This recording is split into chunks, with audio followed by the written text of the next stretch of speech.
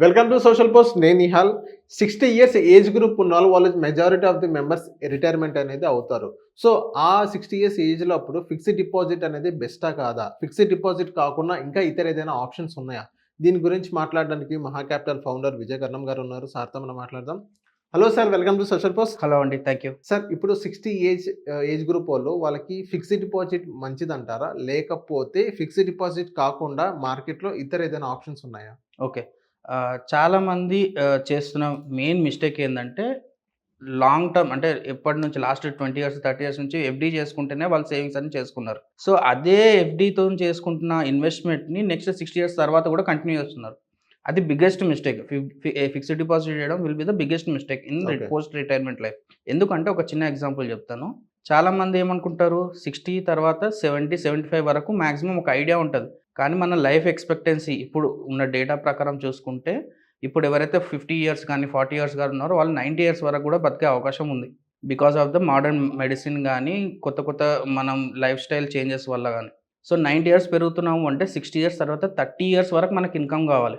హ్మ్. 30 ఇయర్స్ వరకు మళ్ళీ మనకు జాబ్ ఎవరు ఇవ్వరు. కానీ మనకు ఏవైతే లైఫ్ టైమ్ సేవింగ్స్ ఉంటాయో అవి 30 ఇయర్స్ వరకు సస్టైన్ కావాలి. 30 ఇయర్స్ వరకు సస్టైన్ కావాలంటే ఫిక్స్డ్ డిపాజిట్‌లో వచ్చే రిటర్న్స్ సరిపోతాయా? లేదు. సరిపోవు. అండ్ మనకి ఇన్‌ఫ్లేషన్ గూడా ఉంటది. ఇన్‌ఫ్లేషన్ యాడ్ చేసుకుంటే వీళ్ళ సేవింగ్స్ లైఫ్ టైమ్ సేవింగ్స్ ఏవైతే ఉన్నాయో అది జస్ట్ 10-15 ఇయర్స్ లోపే క్లోజ్ అయిపోతాయి. అప్పుడు మళ్ళీ వీళ్ళ చిల్డ్రన్స్ మీద డిపెండ్ కావాల్సొస్తది. సో, దానికి ఆల్టర్‌నేటివ్ మనం ఏం చేయాలి అంటే, చాలా సాలిడ్ ఫినాన్షియల్ ప్లానింగ్ అనేది వీళ్ళకి అవసరం పడతది. నేను పర్టిక్యులర్‌గా మ్యూచువల్ ఫండ్స్‌లో ఇన్వెస్ట్ చేయమని చెప్పట్లేదు. పర్టిక్యులర్ గోల్డ్‌లో ఇన్వెస్ట్ చేయమని చెప్పట్లేదు. పర్టిక్యులర్‌గా కంప్లీట్‌గా స్టాక్ మార్కెట్ ట్రేడింగ్ చేయమని కూడా చెప్పట్లేదు. కాకపోతే మీ ఫైనాన్షియల్ ప్లానింగ్ ఎలా ఉండాలి అంటే, మీకు ఎటువంటి రిసోర్స్ నుంచి మనీ మీకు ఆగిపోయినా సరే, మీ మంత్లీ ఎక్స్‌పెన్సెస్ మీకు తగ్గొద్దు. సో, దీంట్లో మెయిన్ మిస్టేక్స్ ఏవేవి చేస్తున్నారో ఒకసారి మనం చూసుకుందాం. ఫస్ట్ మిస్టేక్ ఏం చేస్తున్నారు అంటే, పోస్ట్ రిటైర్మెంట్ లైఫ్ కూడా చాలామంది లోన్స్ కంటిన్యూ చేసుకుంటున్నారు. అది హోమ్ లోన్ గానీ, చిల్డ్రన్స్ ఎడ్యుకేషన్ లోన్ గానీ, లేకపోతే చిల్డ్రన్స్ మ్యారేజ్ కోసం తీసుకుంటున్న మ్యారేజ్ లోన్స్ అయినా సరే, పర్సనల్ లోన్స్ అయినా సరే. ఇట్లా రకరకాల లోన్స్ 60 ఇయర్స్ తర్వాత కూడా కంటిన్యూ చేస్తున్నారు. ఎగ్జాంపుల్ ఒక క్లయింట్ కాల్ చేసి వాళ్ళు ఏమంటున్నారంటే, నా లైఫ్ టైమ్ సేవింగ్స్ 75 లాక్స్ ఉన్నాయి. కాకపోతే నాకు లోన్స్ 20-30 లాక్స్ వరకు లోన్స్ ఉన్నాయని చెప్తున్నారు. కానీ వాళ్ళు లోన్స్ క్లియర్ చేయడానికి ఇష్టపడట్లేదు. వాళ్ళకి తెలియని విషయం ఏంది అంటే, లోన్స్ ఇట్లానే కంటిన్యూ చేసుకుంటే వాళ్ళ లైఫ్ ఎప్పుడైతే వాళ్ళ పోస్ట్ రిటైర్మెంట్ లైఫ్ ఉంటదో, అప్పుడు వాళ్ళ మంత్లీ ఇన్‌కమ్ అనేది డెఫినిట్‌గా ఇంపాక్ట్ పడతది. వాళ్ళకి ఇప్పుడున్న ఎక్స్‌పెన్సెస్ ఏవైతే ఉన్నాయో అవి ఇంకా పెరుగుతాయి గానీ తగ్గవు.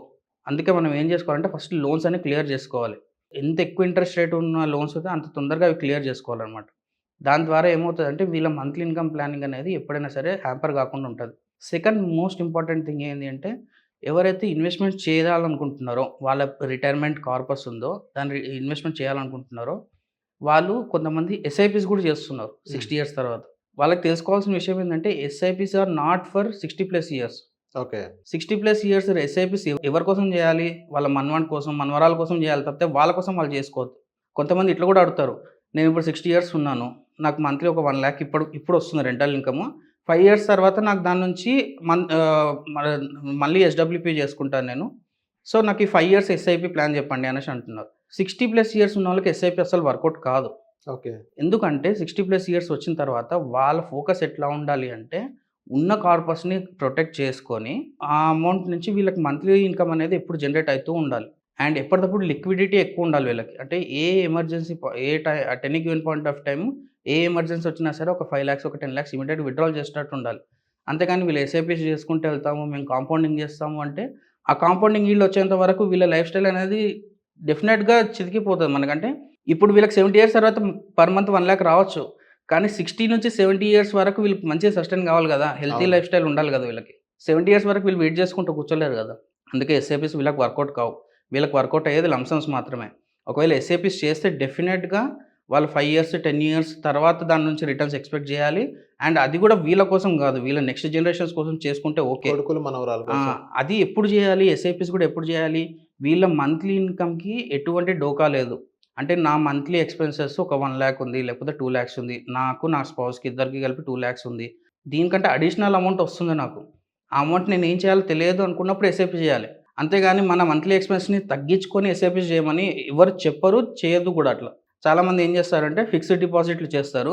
ఫిక్స్డ్ డిపాజిట్ నుంచి వచ్చిన ఇంట్రెస్ట్ ఉంటది గదా! ఆ ఇంట్రెస్ట్‌ని ఎస్ఐపీస్ చేస్తారు. హ్మ్. కానీ అది తప్పు. ఎందుకు అంటే మీరు ఫిక్స్డ్ డిపాజిట్ చేసే బదులు అది మీరు కంప్లీట్‌గా ఒక బ్యాలన్స్డ్ ఫండ్‌లో లేకపోతే కన్జర్వేటివ్ హైబ్రిడ్ ఫండ్‌లో ఏదైనా ఒక హైబ్రిడ్ ఫండ్‌లో పెడితే మీకు ఎఫ్‌డి కంటే ఎక్కువ రిటర్న్స్ వస్తాయి. ఎందుకు నేను ఫిక్స్డ్ డిపాజిట్‌లో పెట్టిన దాంట్లోకెళ్ళి మీరు అది తీసుకొని ఎస్ఐపి చేయడం తప్పంటున్నానంటే, మీరు ఎఫ్‌డిలో వచ్చిన రిటర్న్స్ ఉంటాయి గదా! ఆ రిటర్న్స్ టాక్స్ పడతది.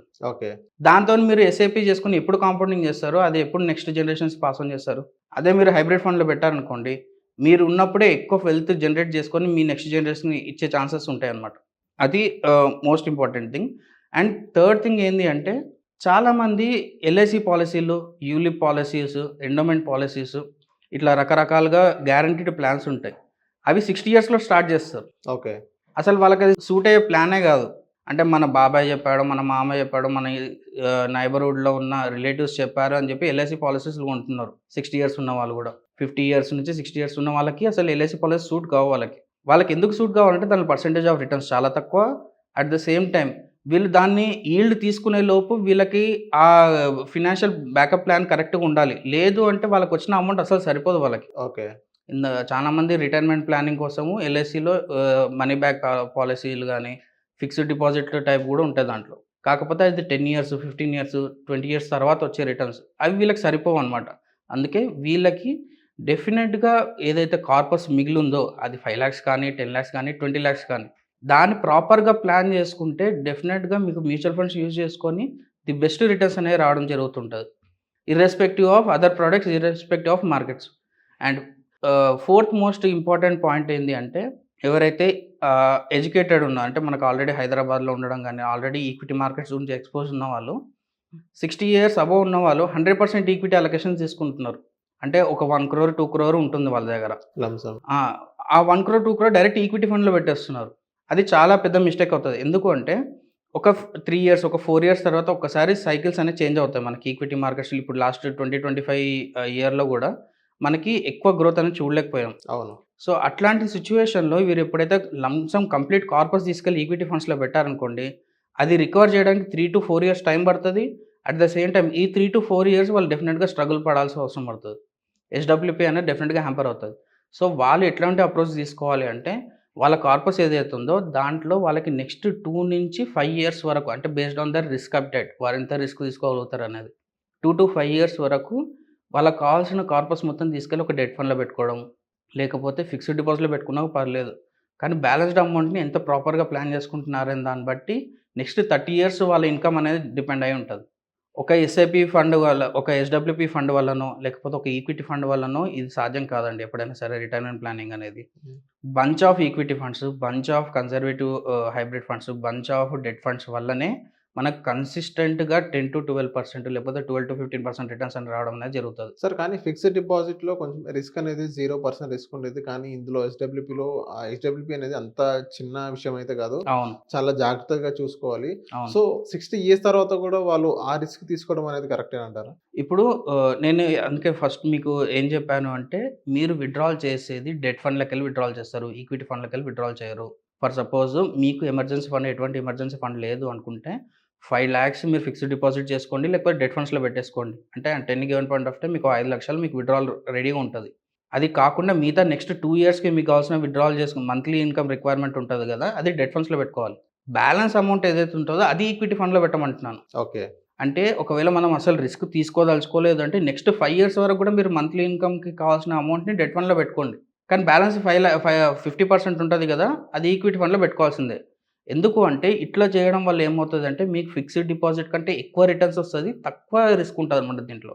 నేను అందుకే మీకు ఇంతకుముందు ఎవరైతే లార్జ్ కార్పొరేట్స్ ఉంటే 1,00,00,000, 2,00,00,000 ఉంటదని చెప్పానో వాళ్ళు 100% ఈక్విటీ తీసుకొని ఎక్కువ రిస్క్ చేస్తున్నారు. ఓకే. మనకి రెండే రకాలుంటారండి ఇన్వెస్టర్స్‌లో. ఎక్స్‌ట్రీమ్ రిస్క్ తీసుకునే వాళ్ళుంటారు. అసలు రిస్క్ తీసుకోని వాళ్ళుంటారు. మనకెప్పుడైనా బ్యాలెన్స్‌డ్‌గా ఉంటేనే ఎక్కువ రిటర్న్స్ రావడం అనేది జరుగుతుంటది. అండ్ ఎప్పుడైతే ఎక్స్‌ట్రీమ్ రిస్క్ తీసుకున్న వాళ్ళుంటారో, వాళ్ళు వితిన్ 6 మంత్స్, వితిన్ 1 ఇయర్ వాళ్ళ పోర్ట్‌ఫోలియోలో వచ్చే వాలటిలిటీని చూసేసి డెఫినిట్‌గా వాళ్ళంతా కంప్లీట్‌గా ఐదర్ మనీ అన్నా పోగొట్టుకోవడమైనా జరుగుతది. 10%, 20% మనీ అన్నా పోగొట్టుకోవడం జరుగుతది. లేదా వాళ్ళు కంప్లీట్ తీసుకొని మళ్ళీ ఫిక్స్డ్ డిపాజిట్‌లో పెట్టుకోవడం అనేది జరుగుతది. ఓకే. సో, ఈ మిస్టేక్స్ అనేవి ఖచ్చితంగా చేయొద్దు. అండ్ మోస్ట్ ఇంపార్టెంట్ థింగ్ ఏంది అంటే ఎవరైతే 50% ఈక్విటీ ఫండ్స్ పెట్టినా గూడా వాళ్ళు రిటర్న్స్ కోసం ఎక్కువ ఎంట పడొద్దనమాట. ఇప్పుడు నేను మొత్తం 100% అలొకేషన్‌లో జస్ట్ 20% డెట్ ఫండ్‌లో పెట్టుకోండి. మిగతా 30% యాస్ ఎన్ ఎమర్జెన్సీ ఫండ్‌లో పెట్టుకోండి అని చెప్తున్నాను కదా! మిగతా బ్యాలెన్స్ 50% ఉంటది కదా! అది ఈక్విటీ ఫండ్‌లో పెట్టినప్పుడు ఎక్కువ రిటర్న్స్ కోసం మనము ఎక్కువ స్ట్రెస్ చేయొద్దు. ఎందుకంటే మన ఈక్విటీ ఫండ్ యొక్క డ్యూరేషన్ వచ్చేసి 5-7 ఇయర్స్ మాక్సిమం ఈల్డ్ వచ్చేది. మీరు 3 ఇయర్స్‌కి, 4 ఇయర్స్‌కి ఎప్పుడైతే ఎక్కువ రిటర్న్స్ కోసం ట్రై చేస్తారో మీకు పోర్ట్‌ఫోలియో చర్నింగ్ అంటాం. అంటే టెక్నికల్ వర్డ్ ఇది. ఎప్పటిదప్పుడు మనకి ఎగ్జిట్ చేయడము, ఎంట్రీ చేయడం, ఎగ్జిట్ చేయడం, ఎంట్రీ చేయడం వల్ల ఏమవుతదంటే మీకు బెస్ట్ ఫండ్స్ దొరకకపోవడమే కాకుండా ఉన్న ఫండ్స్‌లో నెగెటివ్ రిటర్న్స్ వచ్చే అవకాశాలుంటాయి. ఓకే. అండ్ దీని ద్వారా మీకు ప్రమోట్ చేసిన బ్రోకర్స్ గాని, మీకు ప్రమోట్ చేసిన ప్లాట్‌ఫార్మ్స్ బాగుపడతాయి తప్పితే మన పోర్ట్‌ఫోలియోలో ఎక్కువ రిటర్న్స్ అనేవి రావు. ఓకే. అండ్ ఇంకొక మోస్ట్ ఇంపార్టెంట్ థింగ్ ఏంది అంటే హెల్త్ ఇన్స్యూరెన్స్‌ని చాలామంది ఇగ్నోర్ చేస్తారు. ఎవరైతే 50 ఇయర్స్‌లో హెల్త్ ఇన్స్యూరెన్స్ తీసుకోలేదో నా సజెషన్ ఈ వీడియో తర్వాత 50 ఇయర్స్ క్రాస్ అయిన వాళ్ళుంటే డెఫినిట్‌గా హెల్త్ ఇన్స్యూరెన్స్ తీసుకోవాల్సిందే. కాస్ట్ ఎక్కువైనా సరే హెల్త్ ఇన్స్యూరెన్స్ తీసుకోవాల్సిందే. ఎందుకు అంటే ఒక చిన్న సర్జరీ చేపించుకున్నా సరే 5 లాక్స్ ఈజీ అవుతుంది. అమౌంట్ ఈజీగా పడుతుంది నాకు హైదరాబాద్‌లో. అట్లాంటిది మీరు 60 ఇయర్స్ క్రాస్ అయిన తర్వాత ఒక పెద్ద మేజర్ సర్జరీ వచ్చిందంటే మీ రిటైర్మెంట్ కార్పస్‌లో 20-30% డెఫినిట్‌గా తగ్గిపోతది. వన్స్ మన కార్పస్ 20-30% తగ్గిపోయిందంటే డెఫినిట్‌గా మన మంత్లీ ఇన్‌కమ్ ప్లానింగ్ అనేది ఆల్మోస్ట్ మనకి 50% నెగెటివ్‌లోకి వెళ్ళిపోతది. అంటే మనం ప్లానింగ్ 1,00,000 ఏసుకున్నా సరే మనకి ఇన్ హ్యాండ్ వచ్చేది 50,000 మాత్రమే వస్తుంటది. అందుకే ఎమర్జెన్సీ ఫండ్ కాస్ట్ ఎక్కువైనా సరే డెఫినిట్‌గా మీరు తీసుకోవాల్సిందే. దాన్ని టైమ్ టు టైమ్ రెన్యువల్ చేసుకోవాల్సిందే. And based on your health profile గాని, మీకు ఆల్రెడీ ఉన్న ప్రీ ఎగ్జిస్టింగ్ డిసీజెస్‌ని కన్సిడర్ చేసుకొని దాంట్లో ఉన్న రైడర్స్‌ని ఇంక్లూడ్ చేసుకోవడం, లేకపోతే ఎప్పటికప్పుడు కొత్త కొత్త టాపప్ ప్లాన్స్ వస్తుంటాయి. వాటిని ఇంక్లూడ్ చేసుకోవడం ద్వారా మీరు పైసలు పోగొట్టుకోకుండా ఆపుకోగలుగుతారు. అట్ ద సేమ్ టైమ్ మీకున్న కార్పస్‌ని కూడా కాపాడుకోగలుగుతారనమాట. ఓకే. అది మేజర్ పాయింట్. అండ్ ఇంకొక ఇంపార్టెంట్ పాయింట్ ఏంది అంటే ఇన్‌ఫ్లేషన్ గురించి ఎవరు ఆలోచన చేయట్లేదు గదా! మీరు సేమ్ ఫిక్స్డ్ డిపాజిట్‌లో ఈరోజు 10,00,000 గాని, 20,00,000 గాని మనం ఇన్వెస్ట్ చేసి మంత్లీ ఇంట్రెస్ట్ లాగా తీసుకుంటాం. విత్‌డ్రాల్ చేసుకుంటాం. డౌన్ ద లైన్ 10 ఇయర్స్ తర్వాత ఆ ఇంట్రెస్ట్ మనకు ఖచ్చితంగా సరిపోదు. అవును. అప్పుడు ఏం చేస్తాం? మెయిన్ ప్రిన్సిపల్‌లోకెళ్ళి విత్‌డ్రాల్ చేయడం స్టార్ట్ చేస్తాం. So, over the period of time 30 ఇయర్స్‌లో మనకి రావాల్సిన కార్పస్ లేకపోతే 20 ఇయర్స్ రావాల్సిన మన కార్పస్ 10 ఇయర్స్‌కి, 15 ఇయర్స్‌కి ఆగిపోతది. అప్పుడు మనకు మెయిన్ కార్పస్ జీరో అయిపోతది. సో, మనకి ఉన్న కార్పస్‌ని ఎంత డ్యూరేషన్ తీసుకురాగలుగుతాం అనేది చాలా ఇంపార్టెంట్. అండ్ ఎంత తక్కువ రిస్క్ తీసుకొని ఎక్కువ రిటర్న్స్ తీసుకోవడానికి ప్లాన్ చేసుకోవాలి. దానికి మన ఓకే. పోర్ట్‌ఫోలియో ఎంత స్ట్రాంగ్ ఉందనేది ఇంపార్టెంట్ అనమాట. అండ్ ఎప్పుడైనా సరే మనము +60 ఎళ్తున్నాము అంటే డెఫినెట్‌గా మనకున్న పాలిసీస్ కానీ, ఇంతవరకు తీసుకున్న పాలిసీస్ గానీ, కొత్తగా తీసుకోవడం అనేది వద్దనుకున్నాం గదా! ఆల్రెడీ ఎగ్జిస్టింగ్ పాలిసీస్ గానీ, అవి ఎప్పుడు మెచ్యూరిటీ అవుతున్నాయి అండ్ ప్రతి పాలిసీ గానీ, ప్రతి హెల్త్ ఇన్స్యూరెన్స్‌లో గానీ, లేకపోతే ప్రతి మ్యూచువల్ ఫండ్ ఇన్వెస్ట్‌మెంట్‌లో గానీ, మన నామినీ డీటెయిల్స్ అనేవి క్లియర్‌గా మెన్షన్ చేసి పెట్టుకోవాలి. నామినీ డీటెయిల్స్, వాళ్ళ పేర్లు, వాళ్ళ ఏజ్, వాళ్ళకి ఆధార్ కార్డ్ డీటెయిల్స్ ఐడెంటిఫికేషన్ కోసం ఇచ్చే ఆధార్ కార్డ్ డీటెయిల్స్ ఉంటాయి గదా! ఇవన్నీ టైమ్ టు టైమ్ మనం కరెక్ట్‌గా చెక్ చేసుకుంటూ ఉండాలి.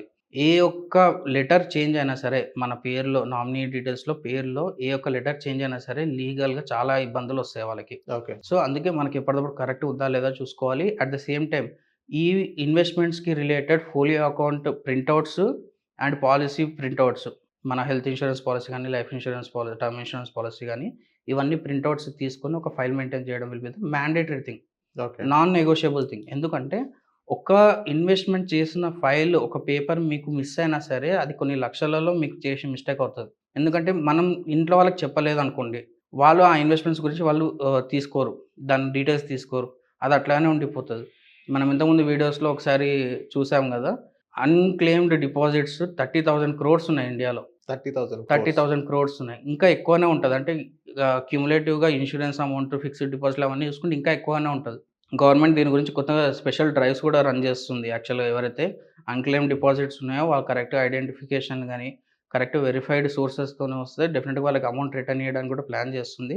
కాకపోతే మన అమౌంట్ దానిలోకి ఎళ్ళకుండా చూసుకునే బాధ్యత ఫస్ట్ మనదే ఉంటది. యెస్. మీరు ఎప్పుడైతే ఫైల్ కరెక్ట్‌గా మెయింటైన్ చేస్తారో అండ్ మీ అడ్వైజర్ యొక్క ఫోన్ నంబర్ దాంట్లో ఖచ్చితంగా మెన్షన్ చేయండి. నా క్లయింట్స్ అందరికి డెఫినిట్‌గా నేను చెప్తాను. మీరు ఫోలియో అకౌంట్ ప్రింటౌట్ తీసి పెట్టుకున్నారు అంటే ఫోలియో అకౌంట్‌లో కస్టమర్ కేర్ నంబర్ ఉంటది.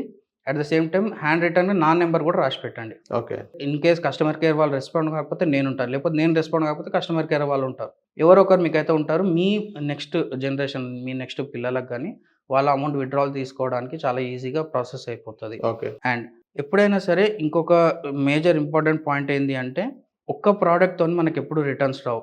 మీరు ఫిక్స్డ్ డిపాజిట్లో అంటే చాలామంది రిస్క్ అసలు వద్దనుకుంటారు కదా. మీరు నెక్స్ట్ 1 ఇయర్‌కి, 2 ఇయర్స్‌కి కావాల్సిన అమౌంట్ ఫిక్స్డ్ డిపాజిట్‌లో పెట్టుకున్నా సరే గానీ, మీ ఇన్వెస్ట్‌మెంట్ పోర్ట్‌ఫోలియో ఎలా ఉండాలి అంటే, దాంట్లో మీకు రెంటల్ ఇన్‌కమ్ వచ్చినా సరే ఆ పోర్ట్‌ఫోలియోలో మెన్షన్ చేసి పెట్టుకోవాలి. అంటే చాలామంది ఇప్పుడు టైర్ 2 సిటీస్‌లలో ఏం చేస్తారు అంటే, వాళ్ళ రెంటల్ ఇన్‌కమ్స్ చాలా ఎక్కువ వస్తాయి. రిటైర్ అయిన తర్వాత కూడా వాళ్ళ షాప్స్ నుంచి గానీ, లేకపోతే కమర్షియల్ కాంప్లెక్స్ నుంచి రెంటల్ ఇన్‌కమ్స్ ఎక్కువొస్తాయి. రెంటల్ ఇన్‌కమ్స్ వచ్చిన దాన్ని కూడా మీ పోర్ట్‌ఫోలియోలో మెన్షన్ చేసుకుంటే మీకు ఓవరాల్‌గా రిటర్న్స్ ఎంత వస్తున్నాయని మీకు క్లారిటీ వస్తది. ఓన్లీ మ్యూచువల్ ఫండ్ నుంచే నాకు రిటర్న్స్ రావాలి, లేకపోతే గోల్డ్ నుంచే రిటర్న్స్ రావాలి, లేకపోతే ఓన్లీ ఫిక్స్డ్ డిపాజిట్ నుంచే రిటర్న్స్ రావాలనేది కరెక్ట్ కాదు. ఓవరాల్‌గా మీ పోర్ట్‌ఫోలియో ఎలా ఉంది? ఓవరాల్‌గా మీ ఇన్వెస్ట్‌మెంట్ యొక్క యావరేజ్ రిటర్న్స్ ఎంత ఉన్నాయి? అది 12%, 15% అబోవ్ ఉంటే వెల్ అండ్ గుడ్. లేదు 6% వస్తుంది, 5% వస్తుందంటే డెఫినిట్‌గా మన ఇన్వెస్ట్‌మెంట్ కార్పస్ అనేది 30 ఇయర్స్ వరకు సస్టైన్ కాదు. ఓన్లీ 10-15 ఇయర్స్ వరకు మాత్రమే వస్తది. సో, ఈ మిస్టేక్స్ అవాయిడ్ చేస్తే డెఫినిట్‌గా మనకు 5,00,000 అయినా సరే, 10,00,000 అయినా సరే ఎక్కువ డ్యూరేషన్ వచ్చే ఛాన్సెస్ ఉంటాయి. ఓకే. ఒక ఎగ్జాంపుల్ ఏంది అంటే 10,00,000 ఇన్వెస్ట్‌మెంట్ మీరు ఎస్‌డబ్ల్యూపీ యూజ్ చేసుకొని పెట్టుకున్నారనుకోండి. మీకు over the period of next 25 years వరకు కూడా మీకు దాంట్లోకెళ్ళి ఇన్‌కమ్ అనేది వస్తుంటది. 10,00,000. 10,00,000తోని. అదే మీరు ఫిక్స్డ్ డిపాజిట్ చేశారనుకోండి, మీకు అంత డ్యూరేషన్ రాదు. అవును. అండ్ పర్సెంటేజ్ ఆఫ్ రిటర్న్స్ కూడా తక్కువగా వస్తాయి. సో, రిస్క్‌ని అవాయిడ్ చేయకండి. రిస్క్‌ని ఎట్లా మేనేజ్ చేసుకోవాలని తెలుసుకోవాలన్నమాట మనం. Okay. Okay. So, thank you sir. నా థాంక్ యూ సోషల్ అండి. పోస్ట్ వచ్చినందుకు. యాహ్! Thank you.